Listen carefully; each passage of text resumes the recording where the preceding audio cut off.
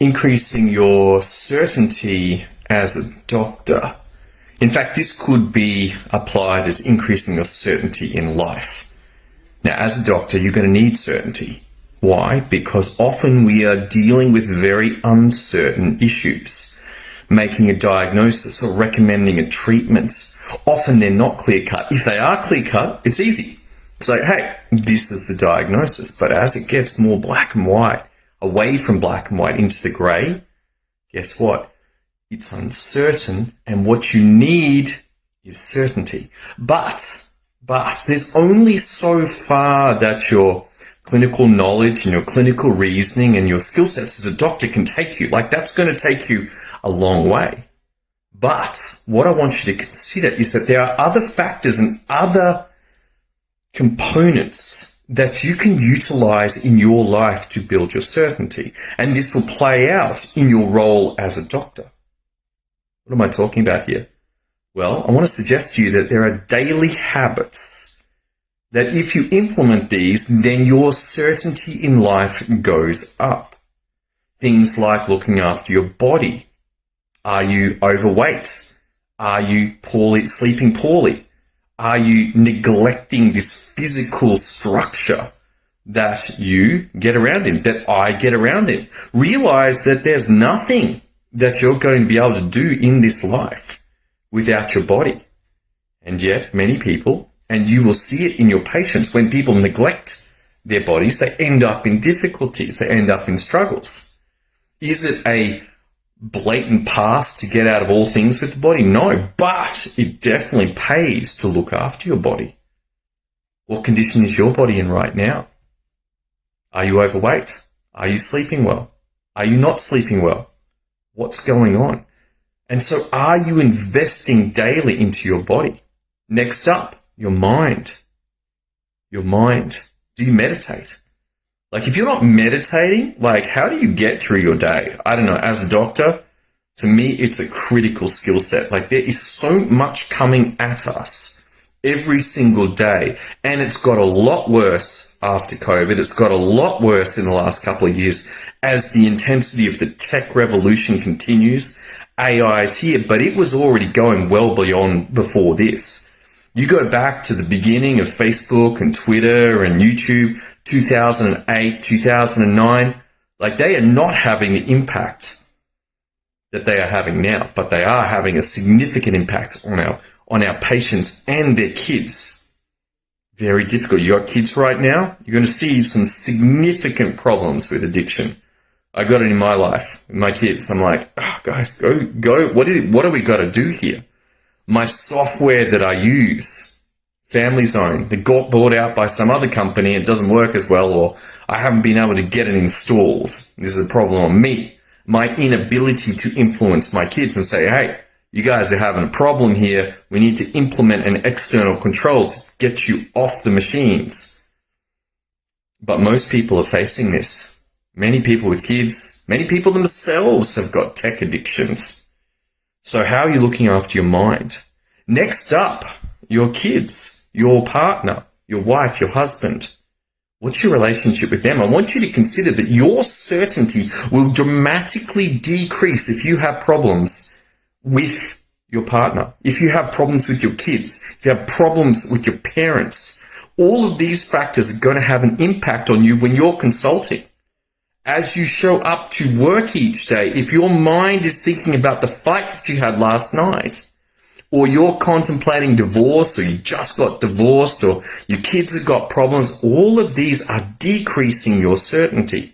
And the question is, what are you doing on a daily basis to invest into those people so they know how you feel about them? Do you invest at all? I didn't know about this until I got told. I was like, hey, have you thought, Tom, that maybe sending a message of love and appreciation and honor to those people that you care about would make a difference? And it does. Here's the crazy thing. It does. More influence, more love, more appreciation, more joy, all come from an input of my effort to let other people that I care about know. And then daily investment into skill sets around medicine.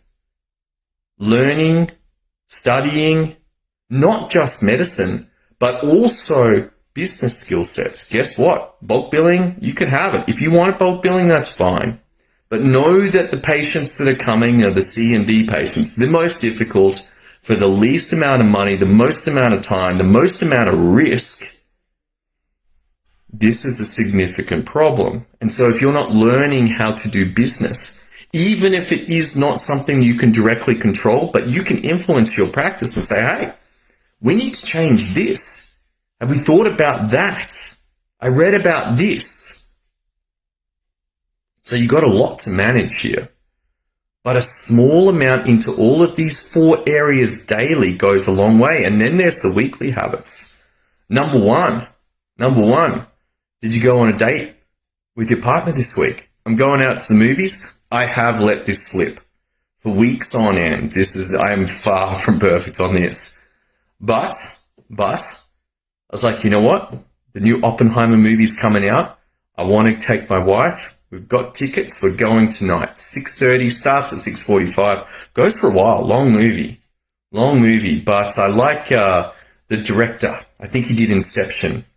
And I like Inception a lot. So I'm curious about Oppenheimer. The beginning of the atomic bomb. A transformational moment in the world. But the important thing to catch is not the movie. It's not the movie. But rather the investment of time into my wife, that we go out together. Separate from our kids. We've got 3 kids. That we can get some time together just to hang out. Go, hey, how you doing?